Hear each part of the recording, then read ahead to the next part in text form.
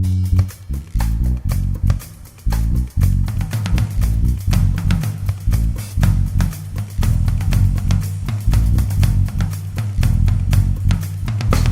we could educate the community in terms of affordability is one issue, but managing what we do use is the other side of that coin. Absolutely. What would be the top 3 or maybe 5 under that behavior umbrella that we as individuals and as we can educate the community that is it don't turn the water all the way when you turn it on? Is it turn it halfway? Is it don't warm the shower up for 20 minutes like Well, me that's before you get in?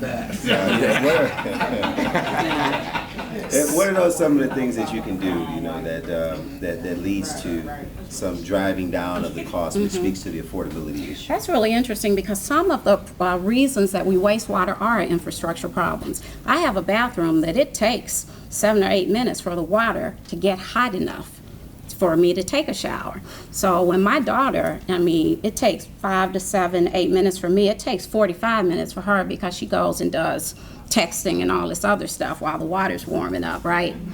But it really is behavior. And I know you all get tired of people saying things like turn the faucet off while you're brushing your teeth.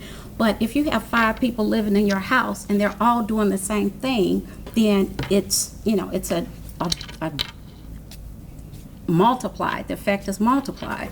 But in the homes, now that we all have computers and we're all charging our computers and our cell phones at night, one good thing is to put, number one, don't overcharge your electronics. When they get to 100%, you guys plug it in at 11 o'clock and it's charged by 12 o'clock, but you leave it on the charger all night, your computers and so the other, don't overcharge them. The other thing is put all of your electronics on a breaker so that when you turn off your light or you trip that breaker, they all go off. Don't just leave everything on. Now, we're all used to our televisions, our coffee pots, everything now has that little LED light on it. Everything has a light so that it'll be ready all the time. Anytime you see that light, energy is being consumed, okay? So do you really need 4 clocks in your kitchen? The other thing is heat. A lot of the energy that we waste, if you get to any plug or any socket and it's warm, not only is it dangerous as far as fire, but it's also using too much energy. It's using more energy than it's rated for. So feel things. Anytime you feel heat is waste, okay? When your computer gets too hot, it's not using that heat to operate. It's wasting the heat. So anytime you feel heat. But the other thing is just common sense. Don't make your daughter the president of the thermostat, because she will wear her tank top and her shorts and turn the heat up to 80. Just self-discipline is a large part of it. And look at what you're spending every month. And if you're spending anywhere from $200 a month up on your energy bills, you really need to be looking at other things. You need to be looking at your systems. And buy the LED and the CFL lights. They work. It's a scientific fact. You might not like them. You might not like how they look and how much they cost.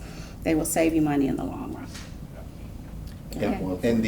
And the $500 per family, is that annually, and are there requirements for being able to receive that? Yeah, they have to have some proof that they are low income. In 2008 and 9, we actually waived this because so many people are losing their jobs. Right now, they have to have a file with the Department of Human Services or IPH or something to us to show that they are low income. And we have to qualify that they are the people who are responsible for that service. And the money goes straight to DWSD, but they have to be the responsible party.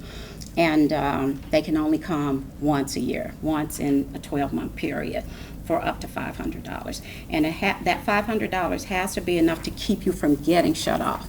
Meaning if you owe $10,000, we're not going to pay $500 because it's not going to keep you from getting the shut off. And believe it or not, there are people that owe thousands. Yes. So if the $500 is not enough to keep your service operating, then we won't pay it. Not only are you sometimes wasting water, but many times you're wasting heated water. Some of those pipes are actually leaking water that you pay for the water and then you pay to heat it. and then you're losing that, okay? The other thing is that because DWSD system is oversized, actually using a lot less water is going to affect their revenue. So what we're looking at is not just using a lot less water, we're talking about wasting a lot less water, okay? So I'm not saying take a shorter shower or blah, blah, blah. I'm just saying don't waste as much. So address the infrastructure issues and the other issues and the behavioral issues by wasting less water. Thank you very much. Let's thank again Ms. Carla Walker.